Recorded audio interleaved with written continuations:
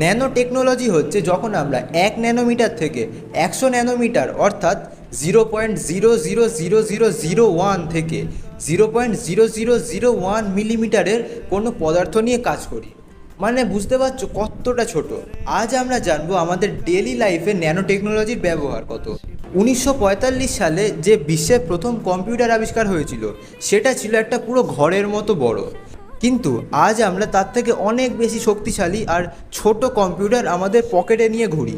যত দিন যাচ্ছে টেকনোলজি আরও কম্প্যাক্ট আর এফিশিয়েন্ট হচ্ছে।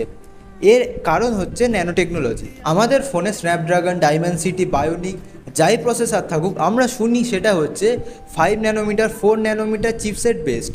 মানে বুঝতে পারছো আমাদের চুলের থেকেও কত বেশি পাতলা। আর এই চিপসেটের মধ্যেই থাকে কোটি কোটি ট্রানজিস্টার। যত ছোট চিপসেট তার পারফরমেন্স তত বেশি। সানস্ক্রিনে থাকে জিঙ্ক অক্সাইড, টাইটানিয়াম ডাই অক্সাইডের মতো ন্যানো পার্টিকেলস, যেগুলো সূর্য থেকে আগত ক্ষতিকারক অতিবেগুনি রশ্মিকে আমাদের ত্বকের সংস্পর্শে আসতে দেয় না। ওয়াটার পিউরিফায়ারে থাকে ন্যানো ফিল্ট্রেশন মেমব্রেন।